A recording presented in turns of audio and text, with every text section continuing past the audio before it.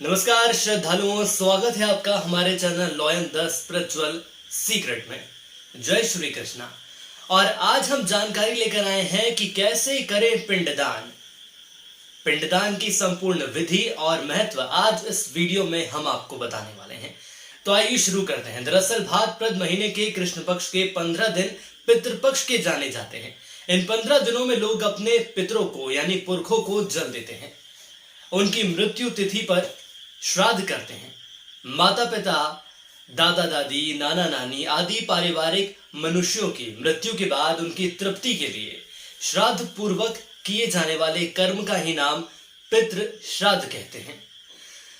यहां हम आपको पिंडदान का महत्व और उसकी प्रक्रिया के बारे में बता रहे हैं। तो पितृपक्ष के दौरान हम अपने पूर्वजों की सेवा करते हैं।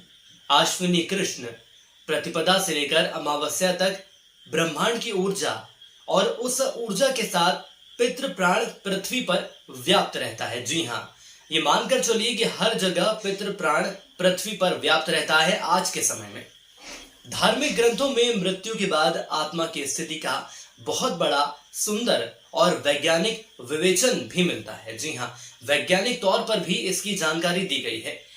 इसका मतलब गहराई आप समझिएगा इस बात की कि आखिर कितनी महत्वपूर्ण है। प्रेत योनि से बचाने के लिए पितृ तर्पण का बहुत बड़ा महत्व है और ऐसा माना जाता है कि पूर्वजों से को किए गए तर्पण से उन्हें मुक्ति मिल जाती है और वे प्रेत योनि से मुक्त हो जाते हैं।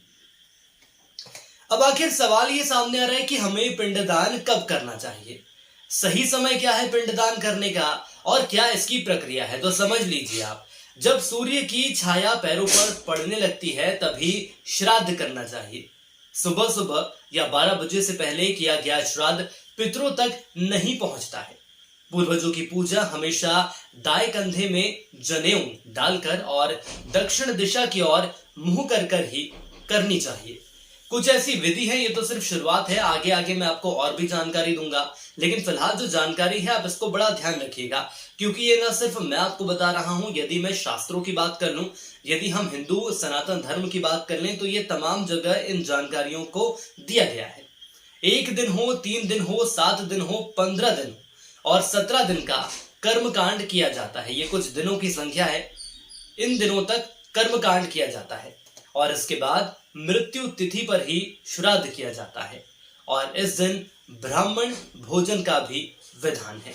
जी हाँ, अब हम जानेंगे कि आखिर कौन सी चीजों का उपयोग होता है। तो श्राद्ध में गंगा जल, दूध, शहद, तरस का कपड़ा, दोहित्र, कुश या तिल का उपयोग होता है। तुलसी से भी तर्पण किया जाता है और यह विष्णु जी को अर्पित की जाती है। श्राद्ध सोने, चांदी, कांसे, तांबे के पात्र से या पत्तल के प्रयोग से करना चाहिए। जो पत्तल होती है उसका प्रयोग हमें इस दौरान करना चाहिए। लोहे के आसन का उपयोग हमें बिल्कुल नहीं करना चाहिए। इस बात का आप ध्यान रखिएगा। जब आप श्राद्ध कर्म करने जाते हैं तो आपके साथ एक पंडित, एक विद्वान जरूर रहते हैं, वो भी आपको बताएंगे लोहे के आसन का उपयोग हमें नहीं करना चाहिए। दरअसल श्राद्ध पक्ष में मांगलिक कार्य पूर्ण रूप से वर्जित होता है। जौ और चावल का उपयोग तर्पण के लिए सबसे श्रेष्ठ माना गया है। इसके साथ मैं आपको बता दूं कि इसमें यदि काली तिल का उपयोग किया जाए तो यह सबसे बेहतर है। तो ये तो हमने जानकारी ले ली कि आखिर कौन सी चीजों का इस्तेमाल करना चाहिए, श्राद्ध कब करना चाहिए। लेकिन इसके अलावा कई ऐसे लोग हैं जो ये जानना चाह रहे हैं कि आखिर श्राद्ध हमें कहाँ करना चाहिए। तो सबसे पहले बद्रीनाथ की हम बात करते हैं। बद्रीनाथ, जहां ब्रह्म कपाल सिद्ध क्षेत्र में पितृदोष मुक्ति के लिए तर्पण का विधान है। हरिद्वार, यहाँ नारायणी शिला के पास लोग पूर्वजों का पिंडदान करते आते हैं। लेकिन सबसे खास और सबसे महत्वपूर्ण स्थान वो है गया जी। यहाँ साल में एक बार 16 दिन के लिए पितृपक्ष मेला लगता है। पितृपक्ष में फल्गु नदी के तट पर विष्णुपद मंदिर के करीब और अक्षय वट के पास पिंडदान करने से पूर्वजों को मुक्ति मिल जाती है। और इसके बाद अब हम बात करेंगे संस्कारधानी जबलपुर की। दरअसल जबलपुर के ग्वारी घाट में भी नर्मदा तट पर श्राद्ध किया जाता है। यह 55 मुक्ति केंद्रों में से एक माना जाता है। जब आप श्राद्ध करने के लिए जाएंगे तो वहां पंडित पुजारी आपको मिल जाएंगे और वो आपको श्राद्ध करवाएंगे। बेहतर ये रहेगा कि आप पहले ही तमाम जानकारी ले लें। रुपयों पैसों की यहाँ बात की जा रही है, कि आखिर कितने रुपए लगते हैं, क्योंकि अंत समय में वहां पर जाकर रुपयों पैसों को लेकर मन में किसी भी तरह की कोई आप ऐसे ही भ्रम ना रखिएगा, ना ही कुछ ये सोचिएगा कि आखिर इस पंडित ने, इस पुजारी ने मुझे लूट लिया है, क्योंकि यदि ये भावना आपके मन में आ जाती है तो ये साफ तौर पर कहा जा सकता है कि आखिर जो आपके पितर हैं, जिनको आप मोक्ष दिलाना चाहते हैं, उनके लिए समस्या खड़ी हो जाएगी। क्योंकि यदि जो हमारे जीवन से चला गया है उनके लिए हम कुछ करना चाह रहे हैं, तो मेरा ये मानना है और हमारे शास्त्रों में भी ये लिखा हुआ है कि इन सभी लोगों के लिए हमें पूरे दिलो दिमाग के साथ, पूरे श्रद्धा के साथ, भक्ति के साथ हमें इनका श्राद्ध करना चाहिए। क्योंकि यदि सही श्रद्धा हमारी नहीं होगी, यदि हमारे मन में जरा भी भ्रम आ जाएगा या कपट आ जाएगा, या आज के दौर की मैं बात कर लूं तो लालच जैसी चीजें लोगों के दिलो दिमाग में जरूर है, और हमें ये लगता है कि हम कहीं जाते हैं तो पंडे या पुजारी हमें लूट लेते हैं। लेकिन ये सिर्फ आपको मन में भ्रम जो है इसको आपको दूर करना होगा। आप पूरे विधि विधान के साथ आप श्राद्ध करिए।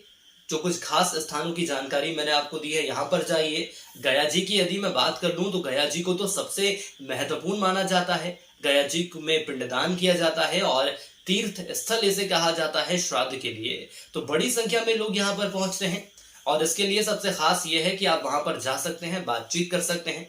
और आज के दौर में तो पहले से भी यदि आप चाहें तो बुकिंग भी हो जाती है।